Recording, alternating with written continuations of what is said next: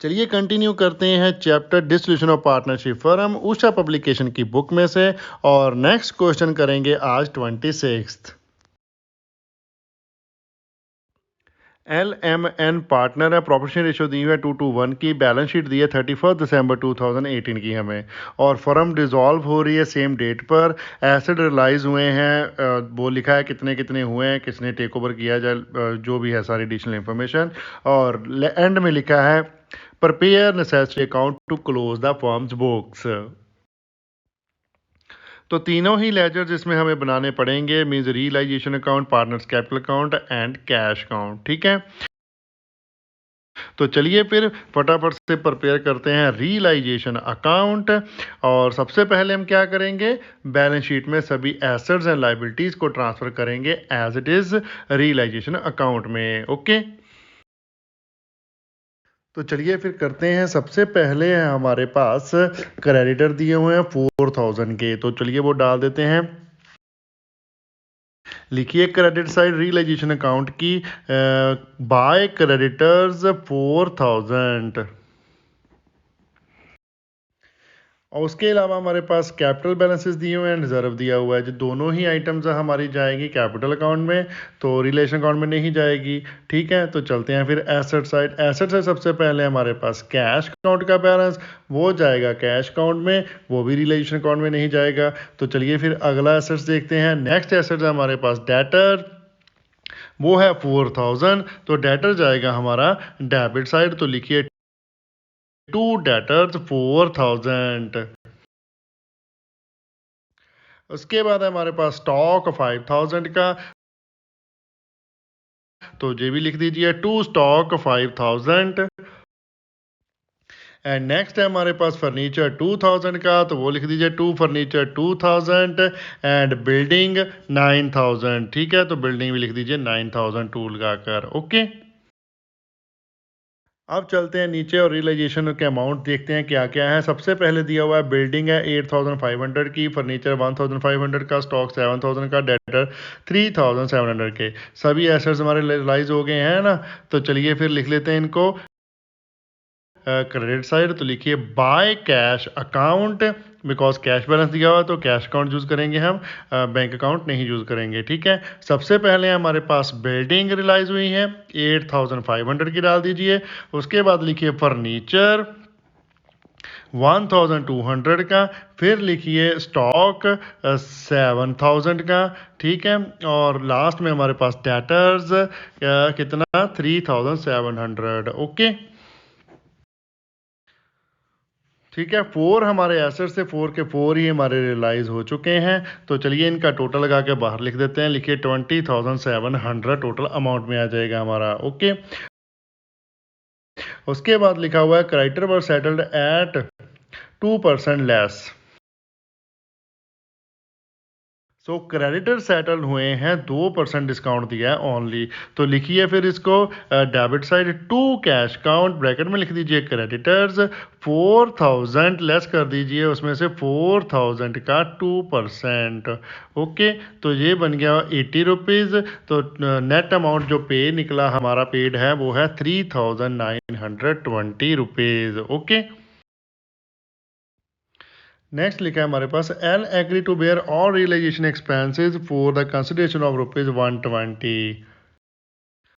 तो हमने तो 120 देने हैं उसको एल को, और बाकी जितना भी खर्चा होगा वो सारे का सारा वो बेयर करेगा। ठीक है, तो लिखिए फिर इसको debit side to L capital account, bracket में लिख दीजिए एक्सपेंसेस, अमाउंट आ जाएगा 120। नेक्स्ट है हमारे पास an unrecorded asset was taken over by M at 400। एक अनरिकॉर्डेड एसेट है, बुक्स में है नहीं, वो टेक ओवर कर लिया है एम ने, तो डाल दीजिए फिर उसको बाय एम से कैपिटल अकाउंट 400 रुपीज़। ओके, तो ये हमारा रियलाइजेशन अकाउंट हो गया कंप्लीट। अब हम लगा लेते हैं इसका टोटल और बैलेंसिंग कर लेते हैं।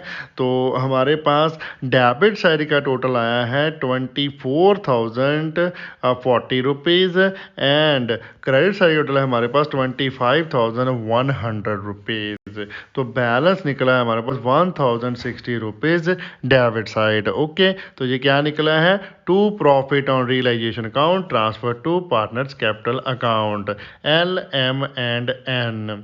रेशो दी हुई है हमारे पास 2:1 की, तो 2:1 में इसको हम डिस्ट्रीब्यूट कर देंगे। एल का शेयर आ जाएगा 1060 मल्टीप्लाई बाय 2 डिवाइडेड बाय 5 कर दीजिए, तो ये निकला 424। सेम ही एम का आ जाएगा बिकॉज रेशियो सेम है 424, और एन का आ जाएगा 1060 मल्टीप्लाई बाय 1 डिवाइडेड बाय 5 किया तो 212। ओके, तो ये हमारा रियलाइजेशन अकाउंट हो गया कंप्लीट। अब हम प्रिपेयर कर लेते हैं पार्टनर्स कैपिटल अकाउंट। तो चलिए पार्टनर्स कैपिटल अकाउंट में LMN का कॉलम ड्रॉ कर लीजिए, और सबसे पहले क्रेडिट साइड हम डालेंगे बाय बैलेंस ब्रॉट डाउन। तो बैलेंस शीट में हमारे पास बैलेंसेस दिए हुए हैं कैपिटल अकाउंट के।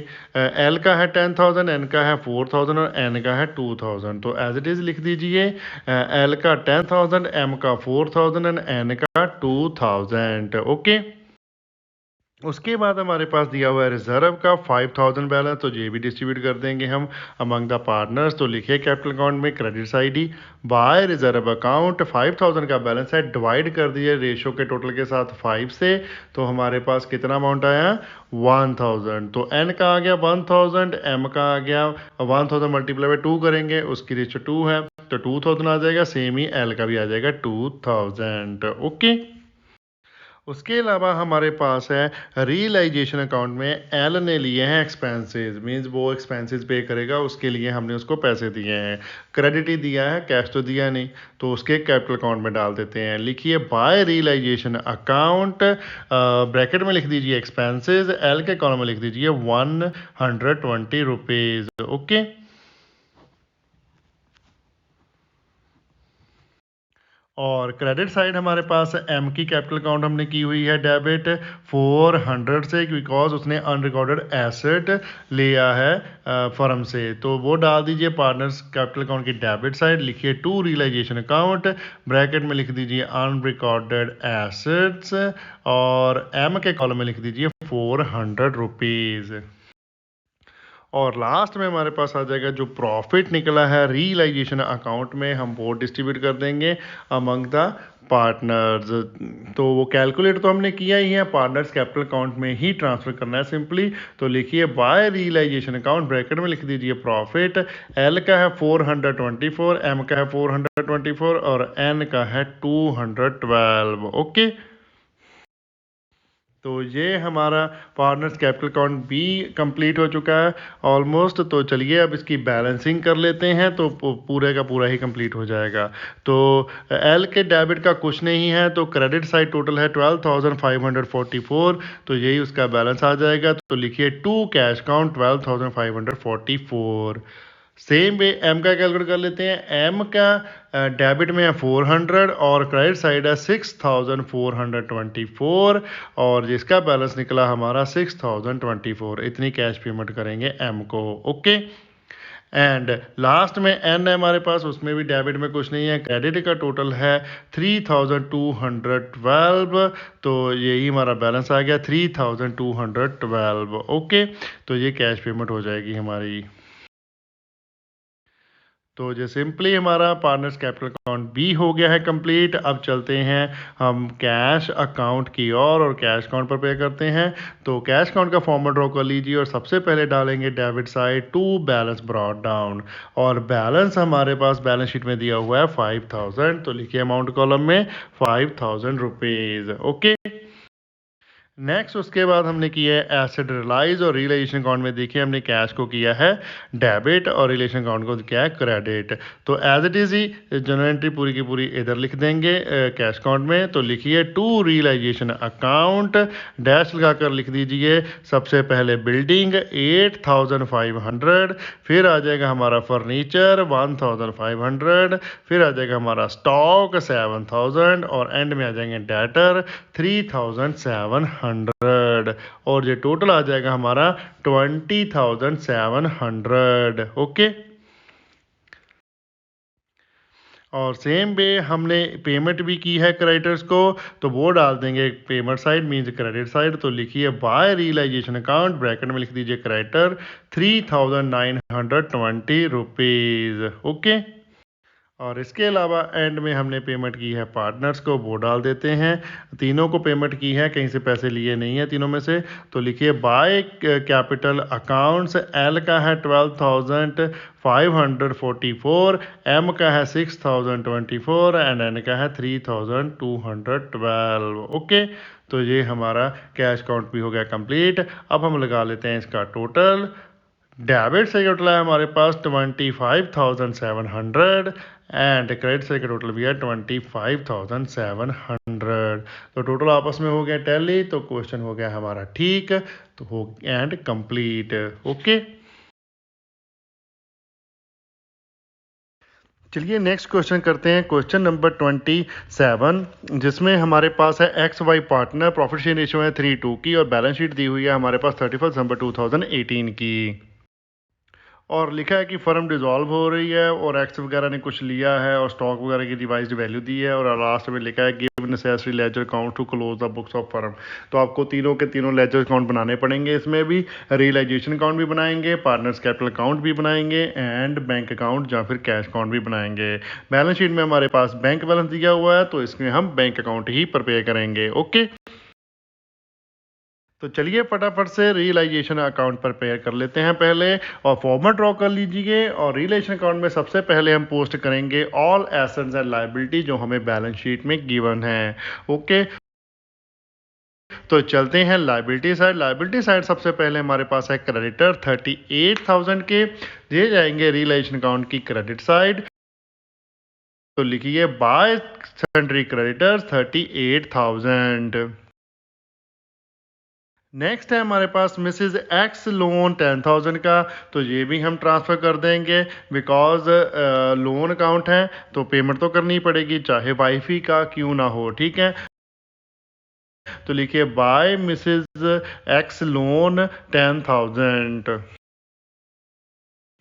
उसके बाद हमारे पास वाइज लोन 15,000, तो इसको भी ट्रांसफ़र कर दीजिए रिलेशन अकाउंट में। अगर नहीं भी करना, सीधी पेमेंट करनी है, तो आप बैंक अकाउंट में सीधी पेमेंट भी इसकी कर सकते हो।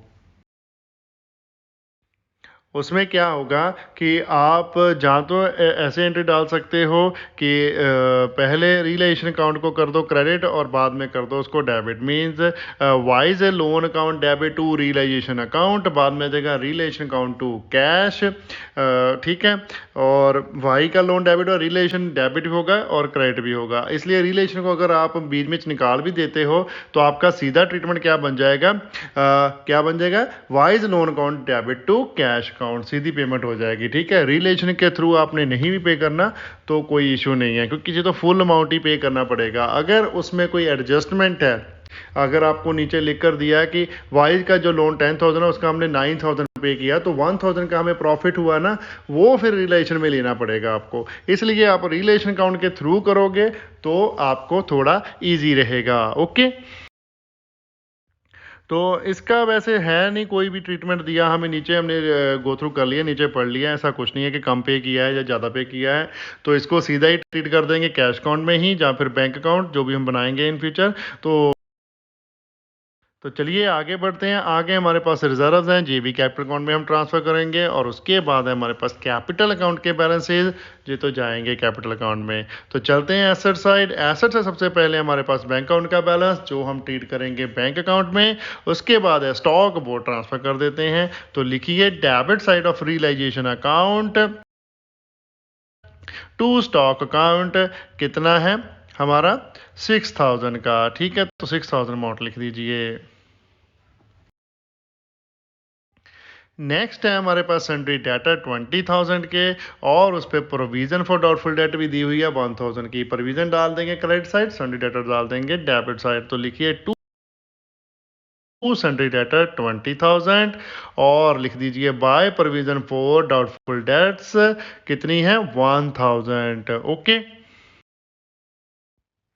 नेक्स्ट है हमारे पास फर्नीचर 4000 का, तो वो भी डाल दीजिए debit side of realization account to furniture 4000। और उसके बाद है प्लान 28000 का, तो लिखिए टू प्लान 28000। फिर है पेटेंट 10000 के, वो भी डाल दीजिए टू पेटेंट 10000। लास्ट में प्रॉफिट एंड लॉस अकाउंट 5000 का। डेबिट बैलेंस हमारे पास क्योंकि एसेट साइड दिया हुआ है रियलाइजेशन की, तो ये हम डालेंगे पहले एक्स ने टू कवर किया है पेटेंट 8000 के, इसको राइट ऑफ करेंगे, ठीक है। वाइफ लोन, तो उसका जो वाइफ का लोन है वो भी वो पे कर देगा। और जो पेटेंट है वो उसने ले लिए 8000 के, तो पेटेंट पहले डाल देते हैं क्रेडिट साइड, लिखिए by X capital account, bracket में लिख दीजिए पेटेंट्स, 8000 आ जाएगा अमाउंट, ठीक है। और डेबिट साइड लिख दीजिए to X capital account, bracket में लिख दीजिए मिसिज एक्स लोन अकाउंट, कितना आ जाएगा जेबी, ये है 10000, ओके। नेक्स्ट लिखा है स्टॉक 1000 लेस, मीन्स स्टॉक हमारे पास 6000 का है, 1000 लेस से वो रिलाइज हुआ है, ठीक है। लिखा ना asset realised as follow, stock 1000 से कम से लेस रिलाइज हुआ है, तो वो 1000 से लेस में डाल देते हैं। तो चलिए लिखिए इसको credit side of realization account, लिखिए बाय बैंक अकाउंट, डैश लगाकर लिखिए स्टॉक, 6000 का स्टॉक है, उसमें से 1000 हमने लेस किया, तो ये बचा हमारे पास 5000 का, ओके। उसके बाद है हमारे पास furniture 500 more than the book value, तो ये ज़्यादा में बिका है फर्नीचर की, बुक वैल्यू है हमारे पास 4000, तो ये बिका 4000 से प्लस कर दीजिए 500, तो टोटल हो गया 4500 का। तो लिख दीजिए इसको भी बैंक के नीचे ही डैश लगाकर फर्नीचर 4500। उसके बाद है हमारे पास डेटर्स 18500 के, तो ये भी लिख दीजिए डैश लगाकर डेटर 18500। और प्लांट है 25000 का, तो ये भी लिख दीजिए प्लांट 25000, ओके। और नेक्स्ट लिखा है हमारे पास 6000 was the cost of dissolution, mean expenses है हमारे, तो ये जाएगा क्रेडिट साइड, तो लिख दीजिए टू बैंक अकाउंट, डैश लगाकर लिख दीजिए डिसोल्यूशन एक्सपेंसेस 600, ओके। और लास्ट में लिखा है creditor accepted 2.5% less than there claim, means 2.5% उन्होंने दे दिया हमें डिस्काउंट, तो ये भी बैंक में ही लिख देंगे हम। डेबिट साइड डैश लगाकर लिख दीजिए क्रेडिटर, क्रेडिटर टोटल है हमारे पास 38000 के, उसमें से हम लेस कर देंगे 38000 का 2.5%, ठीक है। तो ये नेट अमाउंट हमारे पास निकला 37,050 रुपीज़, ओके। तो इसका टोटल लगा के बैंक का बार अमाउंट में आ जाएगा हमारे पास कितना, 37,650 रुपीज़, ओके। और क्रेडिट साइड के बैंक का टोटल आ जाएगा 53,000, ओके। बाकी तो सभी कुछ हो गया, और तो कोई आइटम इसमें आनी नहीं है। तो चलिए अब रियलाइजेशन अकाउंट की कर लेते हैं हम बैलेंसिंग। तो डेबिट साइड टोटल आया हमारे पास 1,15,650 rupees, and credit side total आया हमारे पास 1,10,000। सो बैलेंस निकला है हमारा क्रेडिट साइड कितना, 5,650 का, ओके।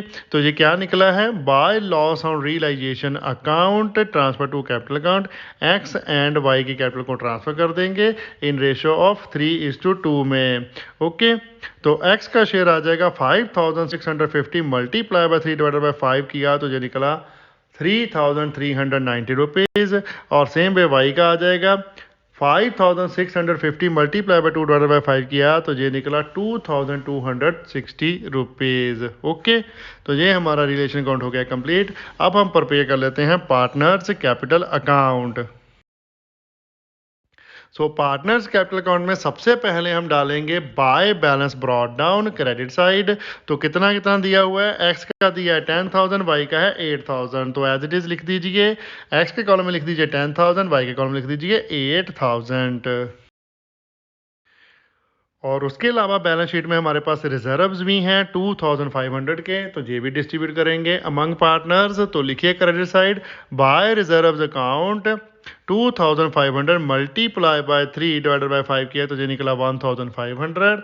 और वाई का आ जाएगा 2,500 मल्टीप्लाई बाय 2 डिवाइडेड बाय 5 किया, तो कितना आ गया 1,000, ओके। और हमारे पास बैलेंस शीट में प्रॉफिट एंड लॉस का बैलेंस भी दिया हुआ है, वो दिया है एसेट साइड, मींस लॉस है हमारा बिकॉज डेबिट बैलेंस है कितना 5000। तो ये राइट ऑफ करेंगे पार्टनर्स कैपिटल अकाउंट में ही, तो इसको डालेंगे डेबिट साइड। तो लिखिए to profit and loss account, X का शेयर आ जाएगा 5000 मल्टीप्लाई बाय 3 डिवाइडेड बाय 5 किया तो जो निकला 3000। वाई का शेयर आ जाएगा 5000 मल्टीप्लाई बाय 2 डिवाइडेड बाय 5 किया तो 2000। ओके। और उसके अलावा नेक्स्ट हमारे पास रियलाइजेशन अकाउंट में एक्स की कैपिटल को हमने किया है डेबिट कितने से 8000 से एंड क्रेडिट किया हुआ है 10000 से। तो लिख दीजिए डेबिट साइड पहले टू रियलाइजेशन अकाउंट ब्रैकेट में लिख दीजिए पेटेंट्स। ओके, पेटेंट लिए कितने के 8000 के, और क्रेडिट साइड लिख दीजिए बाय रियलाइजेशन अकाउंट ब्रैकेट में लिख दीजिए मिसिज एक्स लोन कितने का 10000 का। ओके। और उसके अलावा वाई ने तो कुछ लिया नहीं है, तो फिर लास्ट में हमारे पास बचा है लॉस जो हमने एक्स एंड वाई को ट्रांसफ़र किया है रियलाइजेशन अकाउंट का, वो डाल देते हैं। तो लिखिए इसको भी debit side to realization account bracket में लिख दीजिए लॉस। एक्स का शेयर हमने कैलकुलेट किया था 3390 और वाई का शेयर कैलकुलेट किया 2260। ठीक है, तो ये हमारा पार्टनर्स कैपिटल अकाउंट भी हो गया कंप्लीट। अब हम कर लेते हैं इसकी बैलेंसिंग। तो एक्स के डेबिट का टोटल है हमारे पास 14,390 रुपीज़ एंड क्रेडिट का टोटल है 21,500 रुपीज़। तो बैलेंस निकला है हमारे पास डेबिट साइड कितना 7,110 रुपीज़। ये लिख दीजिए to cash account balancing figure है हमारी, ठीक है, जितनी हम एक्स को पेमेंट करेंगे। ओके। नेक्स्ट है हमारे पास वाई का है डेबिट का टोटल 4260 रुपीज़ एंड क्रेडिट का टोटल है 9000 rupees.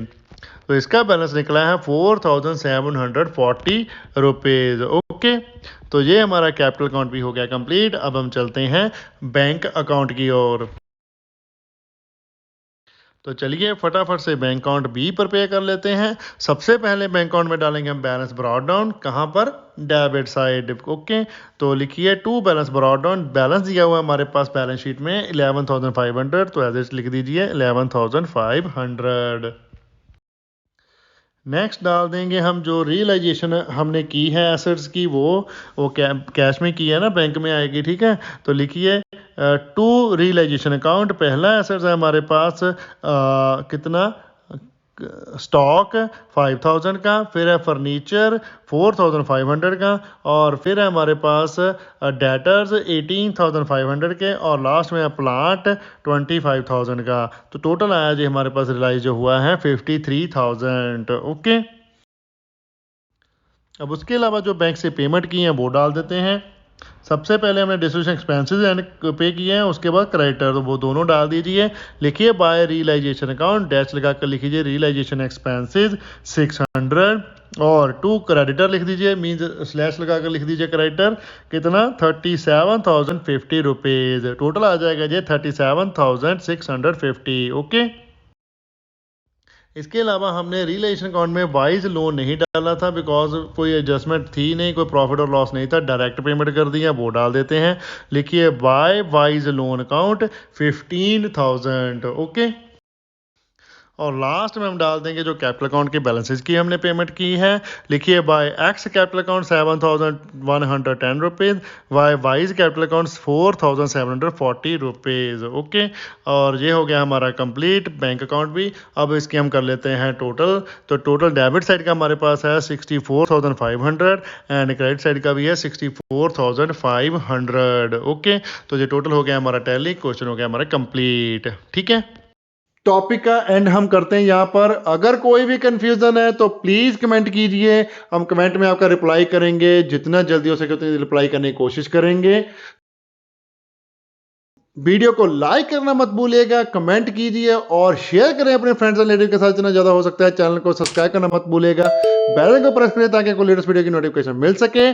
Thanks for watching, bye bye, good morning, good afternoon, good evening, good night, जब भी आप वीडियो को देख रहे हो। सत श्री अकाल।